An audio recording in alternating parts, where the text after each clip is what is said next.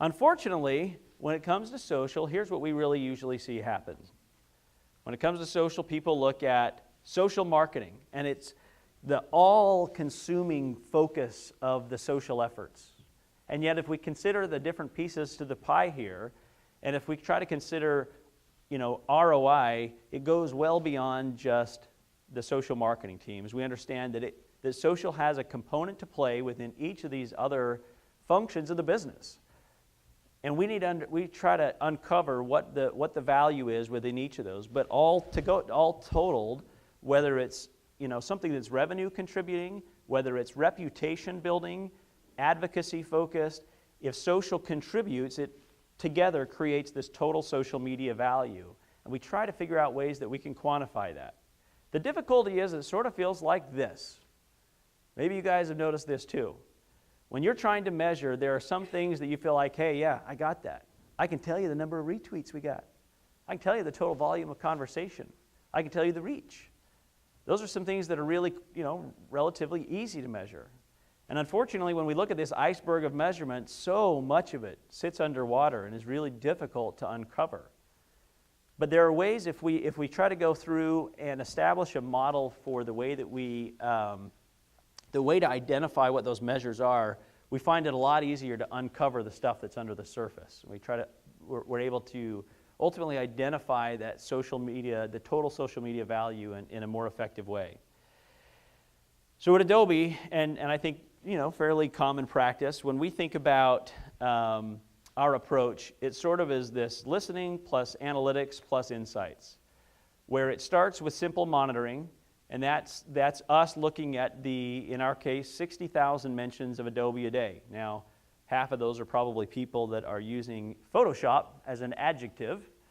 That's fine. We're cool with that. Just like Kleenex is cool with the fact that everybody calls every tissue Kleenex, right? We like the fact that people refer to editing their photos as just photoshopping. That's cool, right? So we're going to monitor those. Then we're going to, and you can use tools to do this. Things like our own Adobe Social product. I'm not a part of that group. You saw they actually have a booth out here where they can talk about that.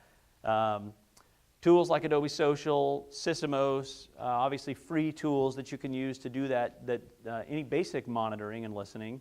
But then going beyond that, trying to understand the analysis of all the insights that you've gathered. If you have 60,000 conversations, how do you go beyond just simple numbers of accumulating the simple numbers to actually analyzing what that data tells you? And things like the Adobe Marketing Cloud, again, Sysomos, those are examples of tools that can help you to uncover that as you link it to analytics tools like the Adobe Analytics products or Google Analytics, right? Some of those things will help you to have that, the ability to understand that better. And then ultimately, we want to take that and find valuable business insights from that. And the way that we try to represent that is through some standard reports and dashboards. So the listening one, we don't need to stop on this. This is just a couple of screenshots that give you an example of how this works. Most of you are familiar with that. There's no way you're going to be able to read this one. The intent is just to simply look at, hey, you run some simple data analysis and you can get pretty charts. And ultimately, we want to get to the point of having some reporting and recommendations. So we do this by having some very specific social reports that we distribute out across the organization at very individualized times.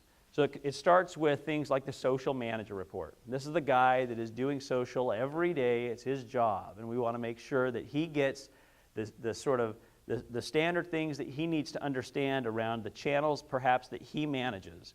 What are the top topics being discussed? Who are the top authors? Who's the most influential? And then it goes from there to the stakeholder reports. This is perhaps a business leader within the business unit who doesn't need to have that granular of information, but they do want to understand what's the overall trending sentiment of the conversations. They want to understand what are the revenue implications, how much traffic are we driving back to the website. We have reports that we provide to our executives on a much less frequent basis, but again, providing them the information that they want to have. On a daily basis, we've got alerts. These are things that go out that effectively say, hey, across the business today, here are the things that we found, the key findings, looking at the topics, looking generally at the sentiment analysis. What were the customer support complaints that we were seeing most often that day?